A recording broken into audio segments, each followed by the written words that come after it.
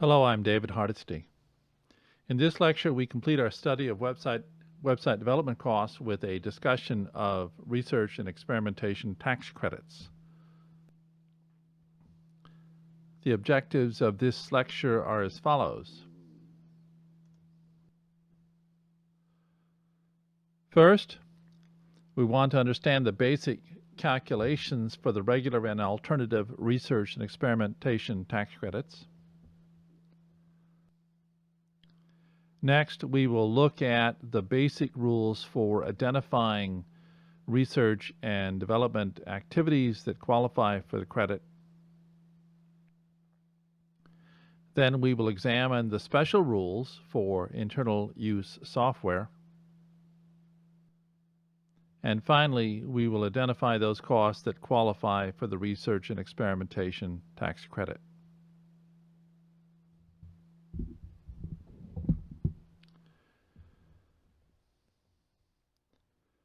Let's first discuss the regular credit calculation. This calculation is discussed in the text at 7.091A. The regular research credit is calculated as follows.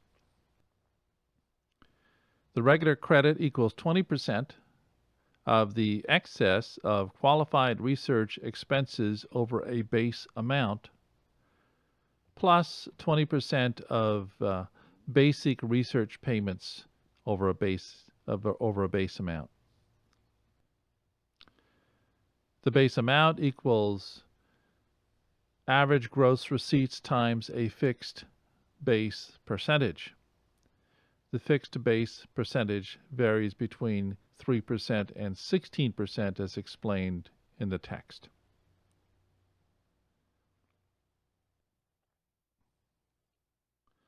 Regardless of the fixed base percentage, the minimum base amount is 50% of the qualified research expenses for the year. Here's an example of the regular credit calculation. US Webco is a startup company and has research and experimentation expenditures totaling $160,000, and average gross receipts of $1 million. Its regular research credit is determined as follows. As a startup company, US Webco's fixed base percentage is 3%. We multiply the fixed base percentage times the gross receipts and arrive at $30,000. This is the calculated base amount. Next, we enter the actual research and experimentation expenses incurred during the year. In this example, this number is $160,000. The credit is ordinarily calculated based on the excess of the research and experimentation expenditures over the calculated base amount, which in this case is $30,000. However, for purposes of the regular tax credit, we must take into account a minimum base amount, which is equal to 50% of the research and experimentation expenditures, or $80,000. For the remainder of the calculation, we must use the greater of the minimum base amount and the calculated base amount. In this example, we must use the minimum base amount of $80,000. Now we compute the excess of research and experimentation expenditures over the base amount.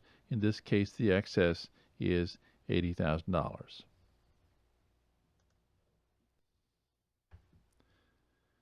The regular credit equals 20% of this excess amount, or $16,000. Now, let's look at the alternative simplified method. Under this method, The credit equals 14% of the excess of current qualified research expenditures over 50% of the average of the previous 3 years' research expenditures. For example, WebCo has $300,000 of qualified research expenses for year 4. For the preceding 3 tax years, its annual qualified research expenses were $200,000, $100,000, and $75,000. This gives us an average for years 1 through 3 of $125,000 per year. WebCo can elect an alternative simplified research credit of $33,250, which is 14% times the current research and experimentation expenditures of $300,000 less 50% of the previous 3 years' average.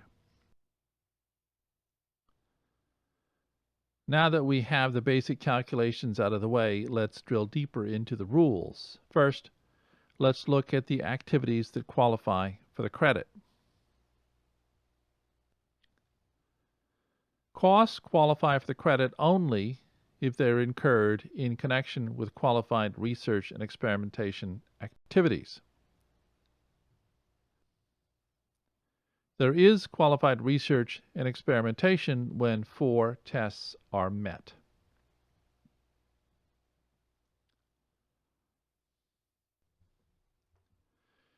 The Section 174 test, costs must first be Section 174 costs. The technical discovery test, under this test, the research must be undertaken for the purpose of discovering information that is technological in nature. The business component test, research must be undertaken for the purpose of discovering information, the application of which is intended to be useful in the development of a new or improved business component for the taxpayer. And the process of experimentation test. Research activities must constitute elements of a process of experimentation.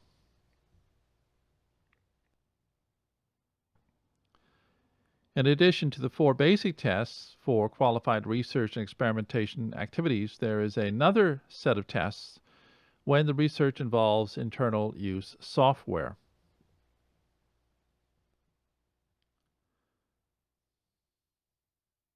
Internal use software, as explained in the text at 7.092F, is defined in the negative as any software that is not developed to be commercially sold, leased, licensed, or otherwise marketed for separately stated consideration to unrelated third parties.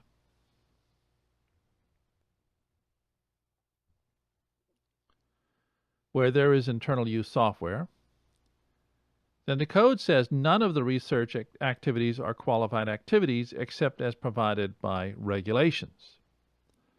In 2001, the IRS proposed such regulations but never finalized them. Taxpayers can apparently place some reliance on these proposed regulations, but it is not clear how much reliance. Under the proposed regulations, 1 of 4 special tests must be met in addition to the basic tests before internal use software development activities will qualify as research and experimentation activities.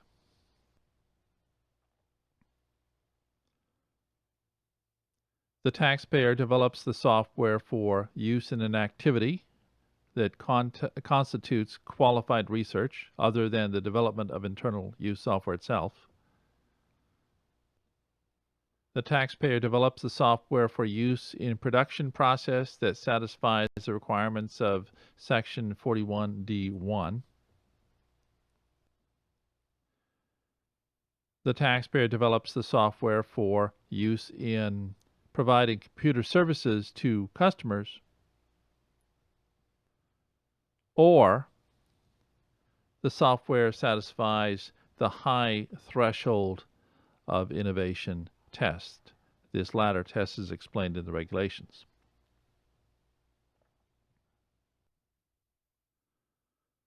Once an activity has been identified as qualified research activity, then we must identify the costs associated with that activity that can be used to calculate the credit.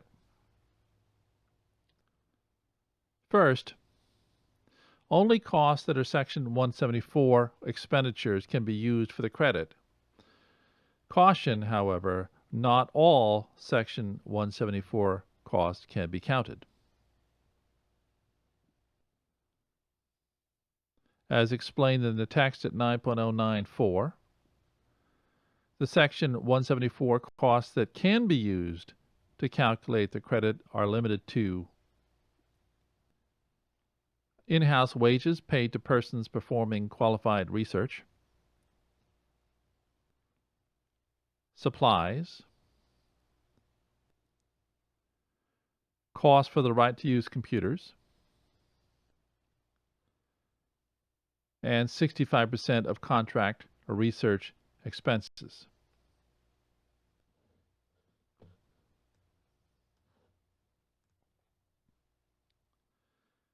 Here are some other rules for the credit.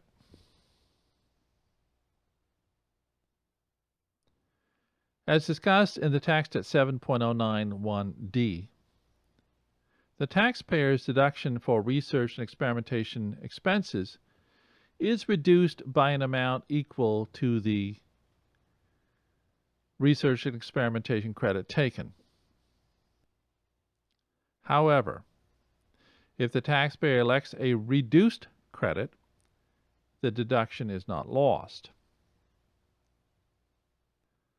Also, as explained in the text at 7.091C, any unused credit can be carried over 20 years and carried back 1 year.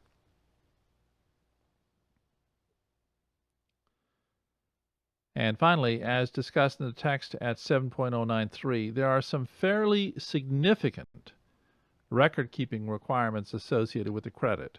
Failure to keep the required records means loss of the credit.